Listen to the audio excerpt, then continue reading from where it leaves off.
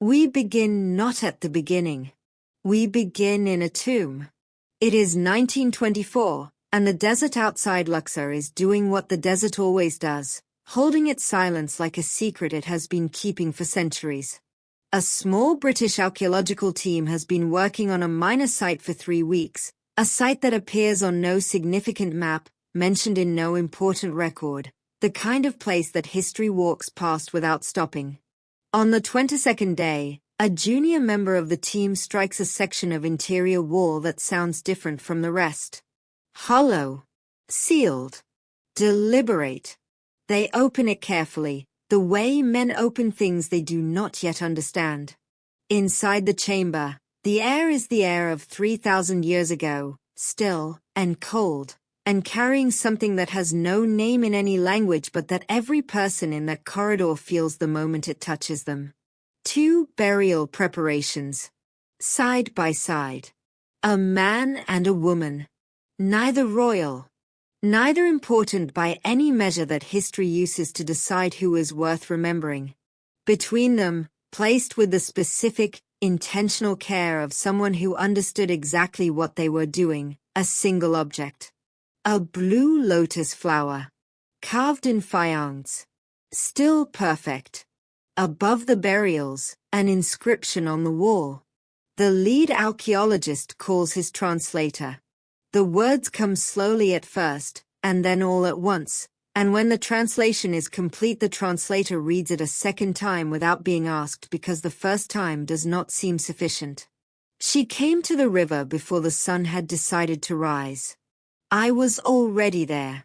I will always be already there. The archaeologist sits back and looks at the 2 people who have spent 3,000 years lying side by side in the sealed dark and he says, to no one in particular, who were they? Cut to the Nile. Cut to the beginning. Cut to the only answer that matters. Her name was Nefret. In the reign of Pharaoh Amenhotep III, on the eastern bank of the Nile where the reeds grow tallest and the ibis stand in the shallows like philosophers who have given up on conclusions, a girl came every morning before the sun had fully committed to rising. She was the daughter of a minor scribe, educated enough to read the love poems of the New Kingdom, invisible enough that history would never bother to write her name anywhere that mattered. She came to the river because it was the only place in her life that belonged entirely and completely to herself. She brought blue lotus flowers, always blue, always fresh, and she set them on the surface of the water and watched them drift south, and she had done this since she was a child, and she could not have explained why except that it felt like sending something important to someone who had not yet arrived. She did not know, the morning she first saw him, that she was right. His name was Ka. He was a stonemason's apprentice, broad-shouldered, unhurried, with the specific stillness of a man who has spent years working with stone and absorbed some of its patience into his own nature. He was carving an inscription into a boundary marker near the bank, his chisel moving with the quiet confidence of someone who has learned that precision cannot be rushed, when she appeared at the water's edge that morning. He looked up. She looked at him. The lotus flower was still in her hand. Neither of them spoke. She set the flower on the water. She watched it drift. She left. He watched her go. He was there the next morning. So was she. They did not arrange it. They did not need to. There is a kind of gravity that exists between certain people, not magnetic, not dramatic, not the thing that songs describe with fire and lightning, but something quieter and more permanent than that. Something that simply orients you toward a person the way water orients toward the lowest point, without decision, without resistance, because that is simply the direction it has always been going. For an entire season they found each other at the river every morning. They talk the way people talk when they have finally found someone who speaks the language they thought was only spoken inside their own head. He told her about the stones he carved, about the inscriptions that would outlast the men who commissioned them, about the way a chisel meets stone at exactly the right angle and the stone gives way as though it had been waiting for permission. She told him about the love poems she read in secret, The ones written by women 300 years before her, women who described longing the way other people described weather, with the assumption that everyone understood it and no explanation was needed. She read him once, from memory, standing at the water's edge, and when she finished he was quiet for a long time, and then he said, "That was written about this. About exactly this." And she looked at the river and did not answer because there was no answer that would have been more true. He asked her father for permission at the end of the season. Her father said no. A temple overseer, senior administrator, politically connected, twice her age, prosperous in the way that prosperity announces itself through the quality of linen you wear and the number of people who move out of your path, had already made inquiries. The arrangement was nearly settled. A minor scribe's daughter was currency in the social economy of a city building temples for eternity, and a stonemason's apprentice, however talented, however patient, however present every morning at the river, was not a competitive offer. It was not personal. It was mathematics. Ka stood in her father's house and heard the answer and said nothing. He walked back to the river. He stood at the bank until the sun went down and the city went quiet and the stars came out over the Nile one by one, and he stood there in the dark and felt something that has no precise word in any language but that every human being who has ever loved someone they cannot have recognizes immediately, that specific, physical weight of a future you could see clearly, receding. Nefret married the overseer at the end of the inundation season. On her wedding morning, before the preparations began, before the women came with the oils and the linen and the gold, she slipped out of the house while the city was still sleeping. She went to the river one last time. She brought a lotus flower. She set it on the water. She watched it go. She stood there until she could not see it anymore, and then she stood there a little longer, and then she went home and became someone's wife. She did not know, and would not know for 11 years, that he had been there, that he had arrived 10 minutes after she left, that he had found her lotus flower still caught in the reeds at the water's edge, not yet taken by the current, and that he had lifted it out of the water and held it in both hands and stood there with it until the sun was completely up and the city was completely awake and the wedding procession had long since moved through the streets. That he had kept it. He kept it for 11 years. Pressed between two flat stones in the corner of his room, the papery remnant of a flower she had set on the water on the morning she went to marry someone else. It was irrational. He knew that. He was a man of precision and practicality, and he understood that keeping a dead flower in the corner of a room changes nothing about anything. He kept it anyway, because it was the last thing she had touched before she became unavailable to him. Because some things do not respond to reason, and love, the particular, permanent, specific kind, is the oldest example of this. 11 years. He worked. He became, slowly and without fanfare, one of the finest stonemasons in the city. His lettering was exceptional, so precise that the temple administrators began requesting him specifically for sacred interior spaces, for the chambers where the gods were believed to actually reside, where the quality of the inscription was understood to be a matter of theological importance. He was given a commission, in the 8th year of Nefret's marriage, for a series of wall texts in a small inner corridor of the temple complex at Karnak. A sacred space, rarely inspected, lit for only 20 minutes each day when the sun entered through a precise gap in the stone ceiling above. He worked on that corridor for 4 months. He carved everything on the approved design correctly, completely, with the craftsmanship that had made his reputation. And then, one evening, after the other workers had gone and the corridor was empty and the light had long since left its 20-minute window and the space was in complete darkness except for his oil lamp, he carved something that was not on any approved design. He carved it in the corner, in the section that saw the most direct light. He carved it into the larger inscription the way a whisper is hidden inside a formal speech, present, invisible to anyone who does not know to listen. The letters of her name worked into the surrounding hieroglyphs with a craftsman's perfect deception. A lotus flower beside it, so subtle it could be read as decorative element, meaningless to anyone who did not know what it meant.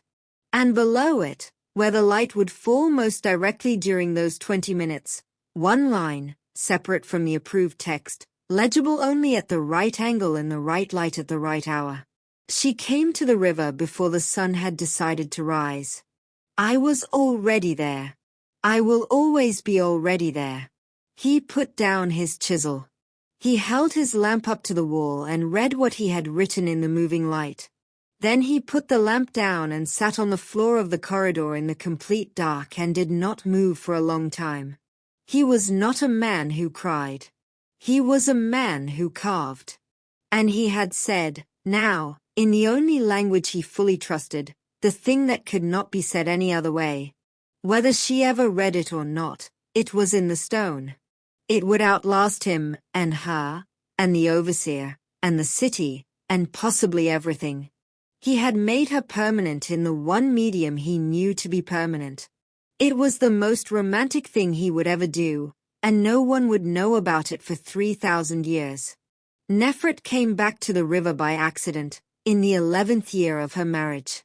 Her youngest son, fast, fearless, constitutionally unable to obey instructions, chased a duck to the water's edge before she could stop him, and she followed, and she was standing on the bank of the Nile for the first time in 11 years, and the reeds were exactly as tall as they had always been, and the ibis were wading in the same patience, and the river looked at her the way the river always looked at everything, without judgment, without pity, with only the vast and patient attention of something that has been watching humans arrive and leave at its bank since before they had words for what they were feeling.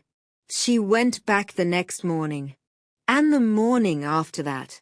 On the 4th morning, he was there. He was older. So was she. 11 years had settled into both of them the way sediment settles, quietly, permanently, changing the depth without announcing it. He saw her before she saw him, and he went very still, the way he always went still when something important was happening that required his full attention. She looked up. She stopped. The distance between them on that bank was perhaps 20 feet.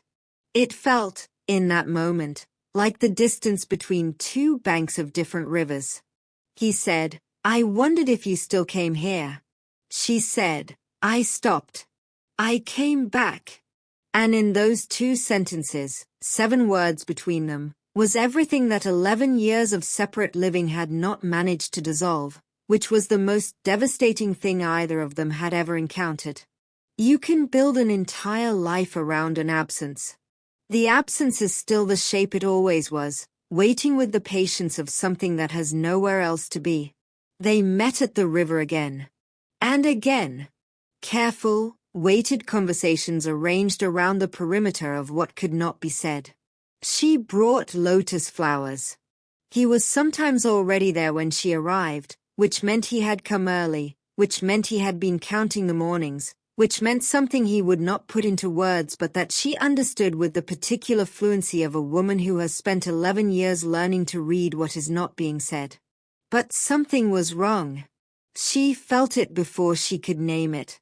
He was distracted in ways he had not been before, arriving some mornings with the eyes of a man who has not slept, stopping mid-sentence occasionally to look at the water with an expression she could not read.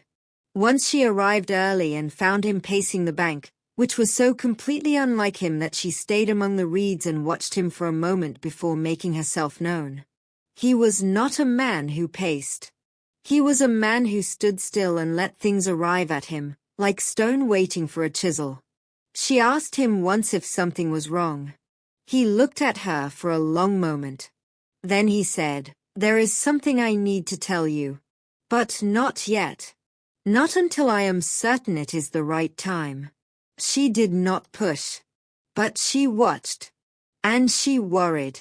And the worry lived beneath every conversation they had, an undercurrent she could feel but not name, pulling at everything from below. The overseer died in the 3rd year of their renewed friendship. A sudden illness, here in the morning, gone by nightfall, the way some people leave, without the courtesy of preparation. Nefret performed every rite with complete correctness. The city offered its appropriate condolences. And beneath the correctness, beneath the accepted forms of public grief, Nefret felt something complicated that she sat with privately and honestly and did not discuss with anyone, because grief is not always what people expect it to be, and she had always been, above everything else, honest with herself. She waited. She did not know exactly what she was waiting for. The appropriate period. The right moment. Courage, which had always been available to her in quantity sufficient for survival but perhaps not for this. Ko came to the house. He stood in the courtyard in the late afternoon light and he looked at her and he said, not slowly, not with preamble, but with the directness of a man who has been preparing a speech for 11 years and has finally arrived at the moment to deliver it. I have loved you since the first morning at the river. I loved you through 11 years of your marriage and my silence and the work I did with my hands that was always, underneath everything, about you. I am not asking you to remember something that may have faded. I am telling you that on my side, nothing has faded. Nothing. And I need to know if I am too late. She looked at him for a long time. She said, you were never too late. We were only ever wrongly timed. He exhaled. And she understood, from that single exhalation, how long he had been holding that breath. He took her to Karnak. He brought her to the small corridor off the sanctuary at the hour when the light came through the gap in the ceiling at its precise angle, that 20-minute window when the stone glowed gold and the shadows fell exactly right. He brought her to the section of wall and he held the lamp up and he stepped back and said nothing.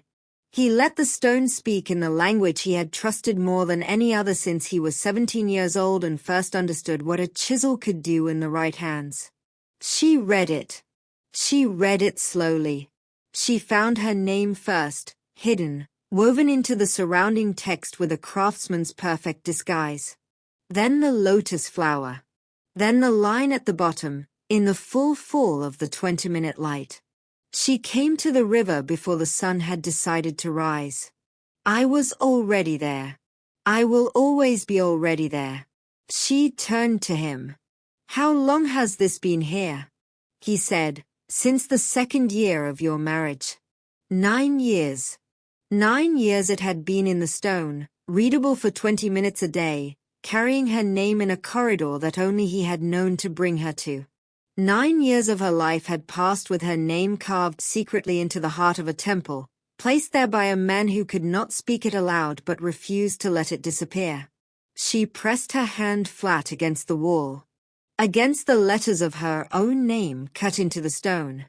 And she felt something break open inside her, not painfully, the way things break when they are destroyed, but the way a seed breaks when it finally has enough light. She had been waiting for so long, in so many different ways, and she had not known until this moment that she had been waiting for exactly this. Not to be loved loudly. Not to be loved publicly. But to be loved permanently. To be made stone. They had 1 year. 1 year of mornings at the river and blue lotus flowers and the garden she finally planted, 3 sycamore trees, because 1 year is not enough time for more but it is enough time to begin.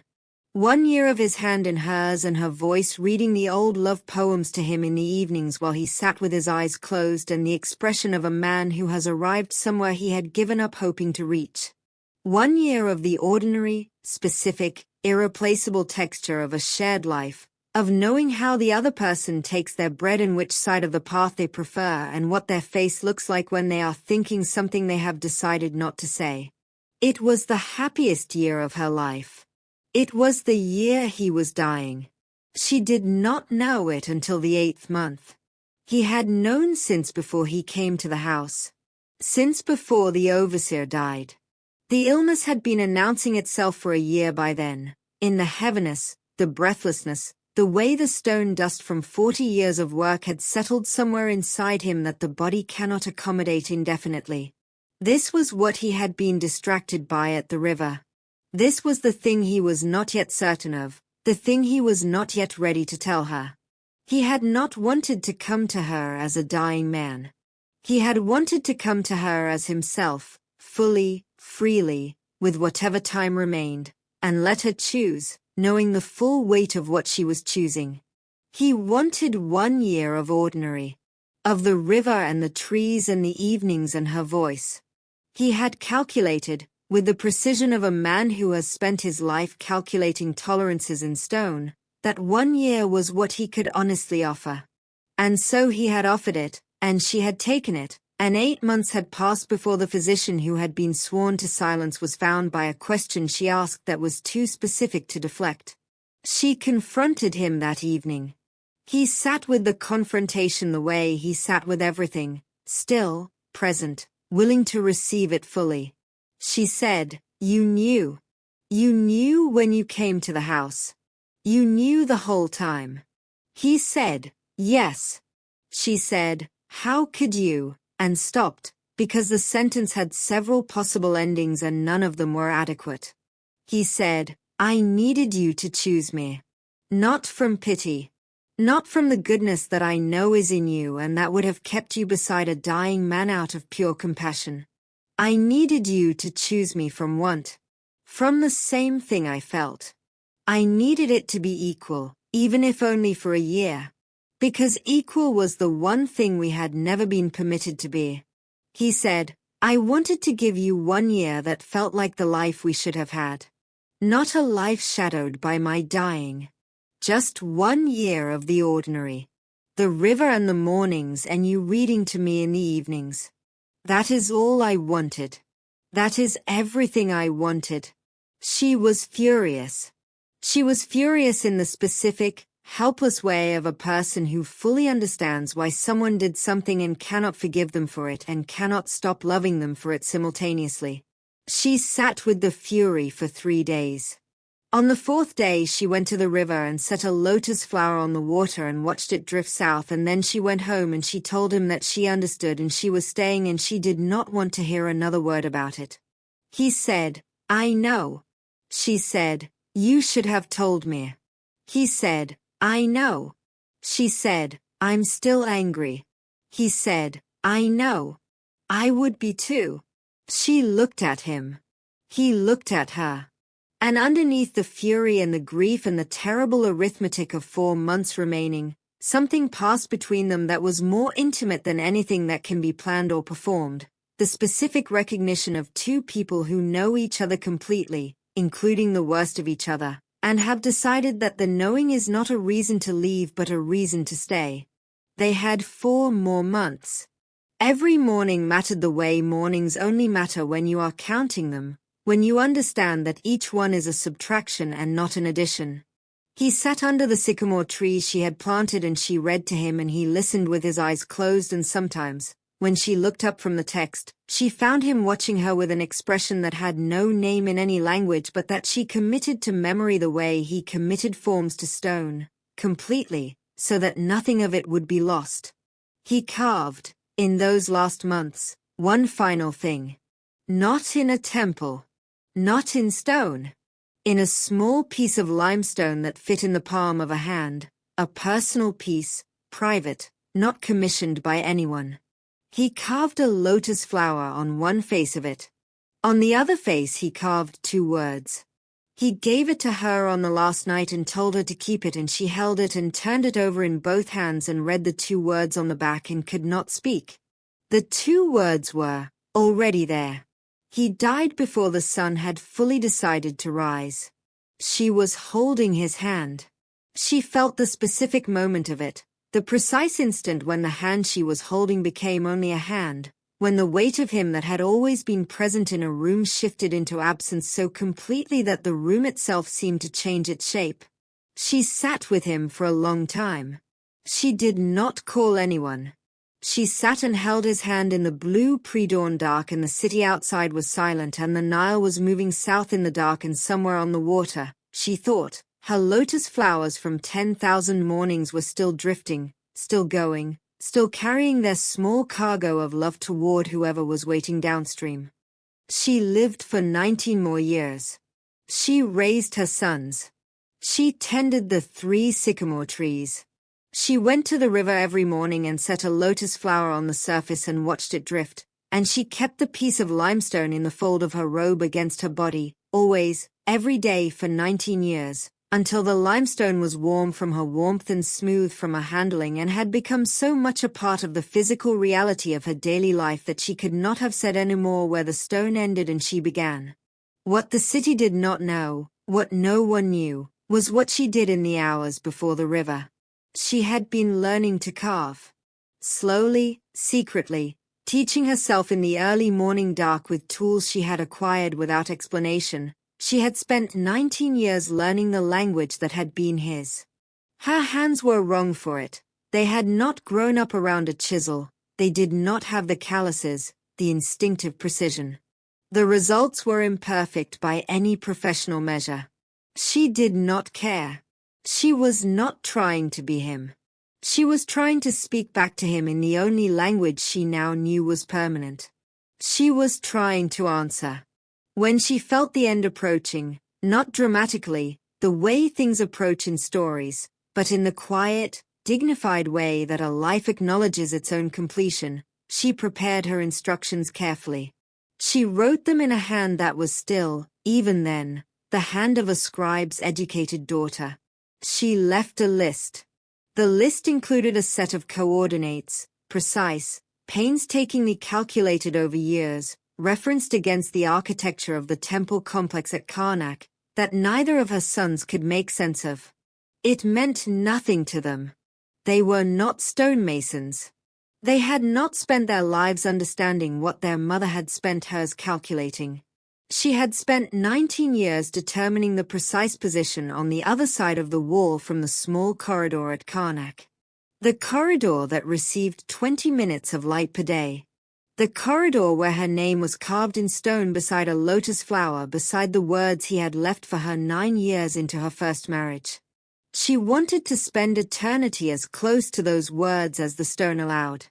She wanted to lie, for whatever came after life, on the other side of the wall from her name in his handwriting. 8 inches of ancient limestone between his words and her bones. Facing the wall. Facing him. Her sons honored the instructions because she was their mother and she had asked. They did not understand them. They did not need to. They sealed the tomb. The British archaeologist sat in his tent that night in 1924 and wrote in his journal by lamplight, and what he wrote was not what he would put in his official report. He wrote it in the manner of a man who has spent 2 decades studying civilizations that ended a long time ago and has just discovered, for the first time, one that has not ended at all. He had measured the distances.